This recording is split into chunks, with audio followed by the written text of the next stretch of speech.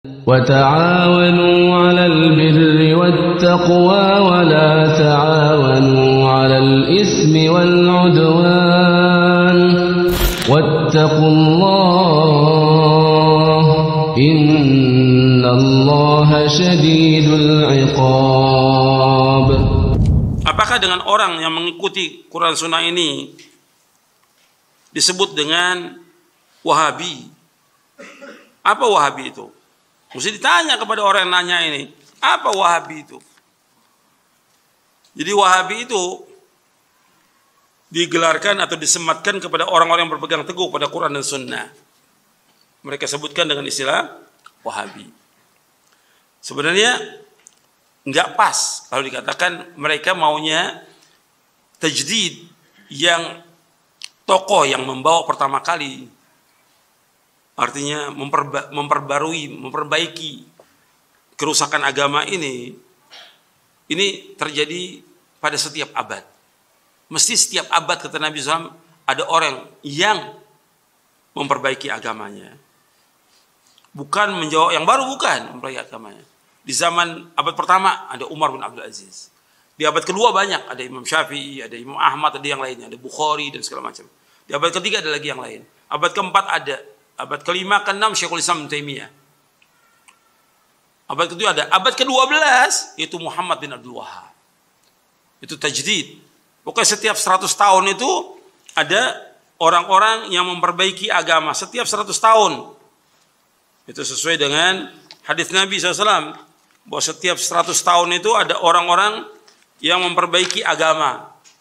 Setiap 100 tahun. Ini mereka berusaha memperbaiki agama. Kan tadi disebutkan bahwa Ahlus Sunnah itu yuslihuna inda fasadin nas.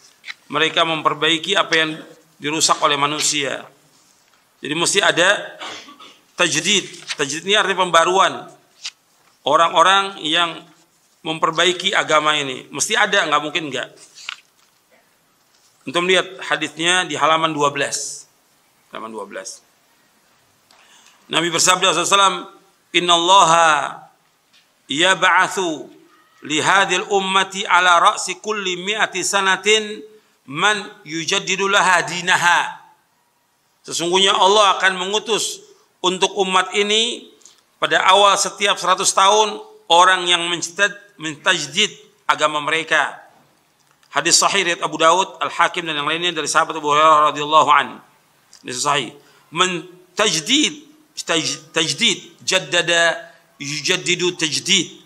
Tajdid maksudnya dalam bahasa arti membaharui, maksudnya adalah menjelaskan sunnah dari bid'ah, memperbanyak ilmu dan memuliakan pemiliknya, membela sunnah dan pengikutnya, dan menghancurkan bid'ah dan pelakunya, baik dengan lisan, tulisan, pendidikan dan sejenisnya. Dan ini terjadi ketika sudah berkurang orang yang mengamalkan Quran Sunnah serta banyaknya kesyirikan, kebodohan dan bid'ah. Ini dalam syarah Sunan Abi Daud, yaitu Aunul Ma'bud, syarah Sunan Abi Daud. Dan juga dijelaskan oleh Syekhul Islam dalam Majmu' Fatawa Syekhul Islam di juz yang ke-18. Itu maknanya tadi. Nah, di antara mujaddid abad ke-12 yaitu Muhammad bin Abdul Wahhab. Namanya Muhammad bin Abdul Wahhab. Beliau mentajdid agama ini karena di Jazirah Arab sudah banyak kesyirikan. Sudah banyak bid'ah. Syirik dan bid'ah itu banyak sekali sudah. Kuburan yang dibangun luar biasa. Kubah-kubah di atas kuburan luar biasa. Orang datang ke dukun, tukang sihir tambah banyak, bid'ah tambah banyak. Maka beliau datang untuk memperbaiki agama ini. Maka dibersihkan semuanya itu, kesyirikan-kesyirikan. Beliau bersama Muhammad bin Saud yang mendirikan negara Saudi. Jadi kan Saudi Arabia itu karena Saud yang pertama kali. Awalnya di daerah Dir'iyah, kecil, di kampung yang kecil, desa yang kecil. Berkembang terus sampai jadi negara Saudi. Dan ini manfaat. Yang tadinya orang banyak berbuat syirik, orang menyembah kubur, beliau dakwahkan. Yang tadinya banyak perbuatan bid'ah, beliau jelaskan supaya tidak berbuat bid'ah. Ini namanya tajdid, pembaruan. Dan yang mengatakan beliau mujaddid, itu para ulama. Bukan orang awam pendongeng. Kalau yang mencela bang banyak yang mencela. Kita bicara orang yang menjelaskan bahwa ini seorang soleh, orang baik. Taunya dia orang soleh, taunya orang baik Muhammad bin Wahab ini. Dari mana? Dari bukunya mereka. Kan kita tahu, seperti kita tahu Imam Syafi'i. Dari mana kita tahu Imam Syafi'i?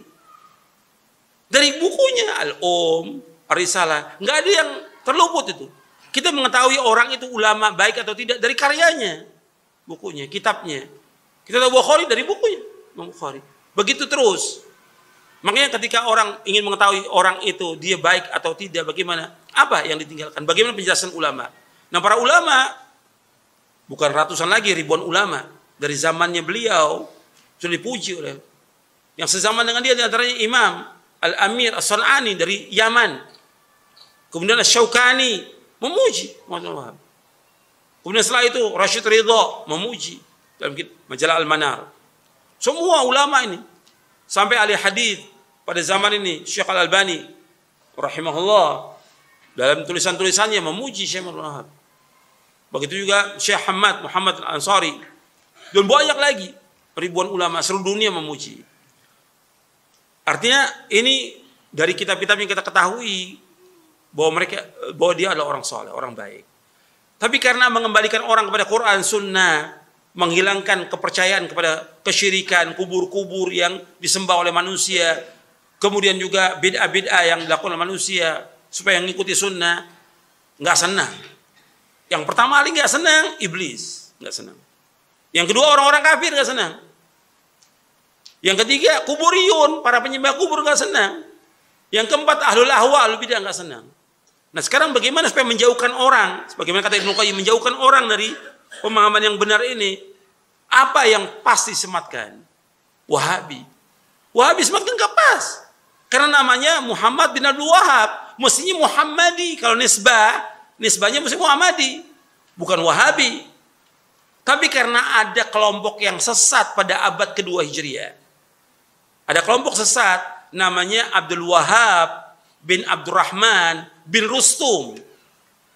Abad kedua. Ini kelompok Khawarij yang mengkafirkan penguasa, mengkafirkan kaum muslimin. Dan dia punya daulah. Di mana tempatnya dia? Di Maroko dan Aljazair. Ini Abdul Wahab bin Abdurrahman bin Rustum. Para ulama sudah mentahdir orang ini. Dengan apa? Istilah Wahabi. Abad kedua. Syekh Muhammad bin Abdul Wahab abad keberapa? Abad 12. Beda 10 abad. Nah ini pasti disematkan ini untuk menjauhkan manusia, disebutkan Wahabi. Muslim Muhammadi. Nggak pas dengan katakan Wahabi. Jadi Wahabi itu pas untuk yang tadi, betul. Yaitu Abdul Wahab bin Abdurrahman bin Rustum. Ibadi. Ibadi itu satu firqah, sekte dari Khawarij. Ibadiyah. Abad kedua. Disesatkan oleh para ulama. Nah sekarang dipakailah untuk menjauhkan manusia dari agama yang hak ini, diistilahkan dengan Wahabi. Kalau mau, ini sudah disematkan. Dari mulai Syekh Muhammad bin Abdul Wahab mendakwakan dakwah tauhid, dakwah sunnah, ini sudah disematkan oleh apa? Oleh para penjajah. Penjajah Inggris, Perancis dan yang lainnya menyematkan ini. Ini hati-hati Wahabi. Ditulis buku-buku. Di antara menolak dakwah ini ya saudaranya Syekh Sulaiman bin Abdul Wahab. Ini musuh benar dengan, dan wajar dalam dakwah itu ada yang memusuhi dari keluarga, wajar. Nabi Muhammad SAW dimusuhi oleh siapa? Pamannya siapa? Yang pertama yang Allah abadikan dalam Al-Quran masuk neraka siapa? Abu Lahab. Terus Nabi dakwah, terus Abu Lahab mengiringi dengan istrinya. Jangan ikuti dakwah ini. Nah sekarang kalau Syekh Muhammad ada saudaranya Sulaiman itu memusuhi sampai menulis buku tentang sesatnya. Nggak ada masalah dalam dakwah. Nggak bisa dijadikan panutan. Orang sesat orang ini. Sulaiman ini menyimpang dari pemahaman yang hak ini. Nggak bisa dijadikan dalil. Atau ulama-ulama yang lain yang sesat juga, tokoh-tokoh al-bidah yang mengatakan Syekh Muhammad ini bukan mujaddid, sesat. Ya nggak usah diambil. Orang sesat kok. Yang kita ambil bagaimana beliau ini menjelaskan tentang akidah yang benar. Mengikuti Quran Sunnah, pahami salaf. Dilihat dari bukunya, Ushul Tsalatsa, Kitab Tauhid, Kasyfus Syubuhat, dan yang lainnya. Dari kitab beliau semuanya benar. Sesuai dengan Quran dan Sunnah. Jadi memang dari orang-orang yang benci kepada Quran Sunnah itu menuduh dengan apa? Wahabi. Seperti sekarang kita ini, kita mengajak orang pada Quran Sunnah ala fahmi salaf, itu dikatakan oleh mereka Wahabi. Dikatakan sesat. Ini kan tuduhan, nggak ada bukti, nggak ada hujjah. Yang kita bawa dalil dari Quran Sunnah. Karena mereka nggak punya hujjah. Kalau kita lihat, kita berusaha mengembalikan orang kepada kebenaran. Sampai Soekarno aja di dalam bukunya di bawah bendera revolusi mengatakan bahwa yang dikatakan Wahabisme itu adalah punya jasa yang besar dalam mengembalikan manusia kepada keaslian dan kemurnian Quran dan Sunnah, menjauhkan semua kesyirikan, menjauhkan semua bid'ah, dan menjauhkan semua takhayul. Itu dalam kitabnya. Beliau menyatakan bahwa Wahabi punya jasa yang besar terhadap agama ini, mengembalikan manusia kepada kemurnian agama ini, Quran dan Sunnah. Nah, kemudian kita dituduh dengan apa? Dengan Wahabi. Ya, ini nggak benar yang nuduhnya. Gitu. Tuduhan ini apa? Untuk menjauhkan manusia dari Quran dan Sunnah.